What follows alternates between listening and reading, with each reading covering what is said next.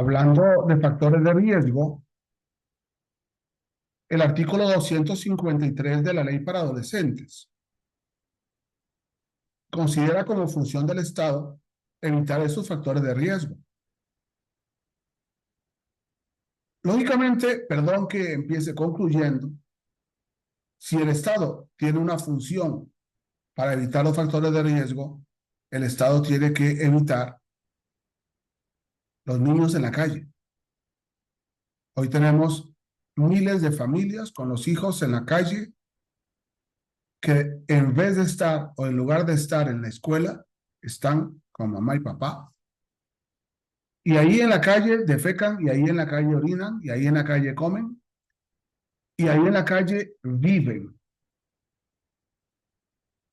Es una realidad que vemos constantemente.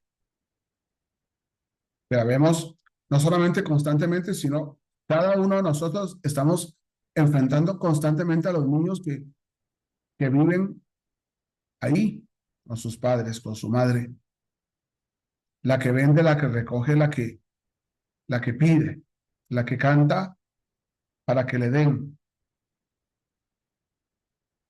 Lógicamente que en México hablamos de las autoridades de los tres órganos de gobierno. Lógico que hablamos siempre en el ámbito de sus competencias. Son juegos de palabras que al final uno dice a quién le corresponde esto. Y lógicamente se habla de coadyuvar con la política nacional en el diseño, elaboración e implementación de programas eficaces de prevención de la delincuencia y la violencia con base en el respeto de los derechos humanos, así como la creación y el mantenimiento de marcos institucionalizados para su aplicación y evaluación. ¿Cuál es mi experiencia y mi estudio en México? La familia. Llevamos el siglo, pongamos como límite el siglo, sin hablar del siglo pasado, siglo XXI, destruyendo la familia. Basta ver un desfile LGTB en cada una de las ciudades de México. Los papás con los hijos con los papás, los niños observando. ¿Observando qué? Algo que si les explicamos, ¿no? Como padres explicamos a los hijos, y lógicamente los hijos, si son coherentes, nos dirían, papá, y si es cierto lo que me estás diciendo, ¿por qué estoy acá?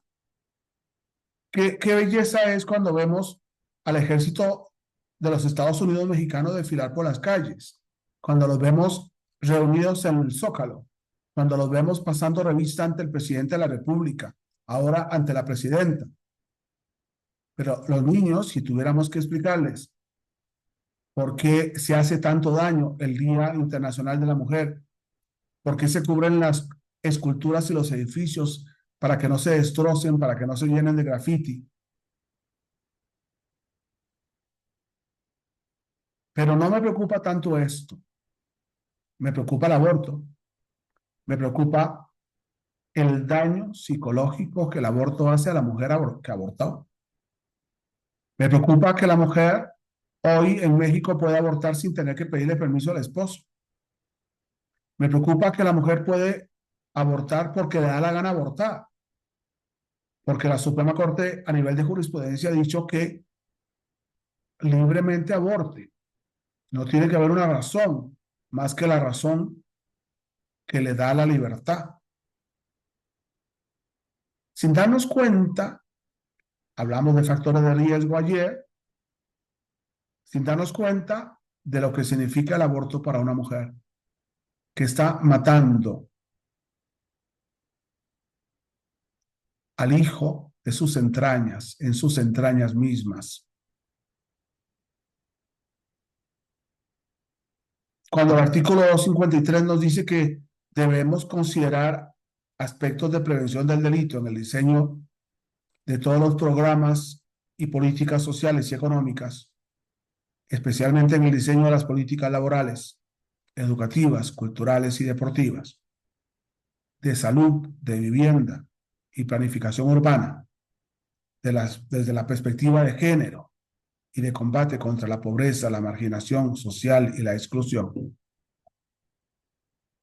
Tendríamos que decirle al legislador, perdón, hablen con el Poder Judicial de la Federación para que ya no produzca a través de la jurisprudencia, sino que permita en el debate del Congreso y del Senado los cambios necesarios en materia de consumo de drogas, en materia de aborto, en materia de divorcio, en materia de adopción, porque todos estos criterios que son criminógenos dentro de la etiología de la delincuencia juvenil han sido admitidos por la Suprema Corte de Justicia sin necesidad de una reforma legal o constitucional. Vea qué interesante cómo el mismo artículo que hemos citado nos hace ver que las políticas de prevención deberán hacer particular hincapié en atender a las personas adolescentes en situaciones de mayor riesgo, a sus familias y las comunidades en las que vivan desde un enfoque transformador. Ya hemos metido la perspectiva de género en la ley. Si lo vemos desde un enfoque diferencial, hemos resuelto el problema de la perspectiva subjetiva de género. Pero pensemos en la familia. Venimos destrozando la familia año tras año, siglo pasado, este siglo. Cuando abrimos al divorcio sin causas, felicidades Suprema Corte. Cuando el esposo puede dejar a la esposa porque me agotó. Cuando la esposa puede dejar al esposo porque le da la gana. Ambos sin pensar en los hijos. Por tanto, lógicamente las normas pueden ser hipócritas porque están partiendo de una realidad importante de riesgo sin considerar que la jurisprudencia mexicana socapa de derechos humanos. Nunca se ha traicionado más los derechos humanos que las resoluciones de la Suprema Corte, que el daño que produce la Suprema Corte socapa de derechos humanos abrir al me da la gana, al que me da la gana, a lo que te dé la gana, sin darnos cuenta de que eso está influyendo en los hijos, sin darnos cuenta del daño que está produciendo en cada uno de ellos. Es muy importante, y perdón que sea tan crítico y a veces repetitivo en esos temas, pero pienso que hay que andarlo andado, como un ritornelo, ¿no?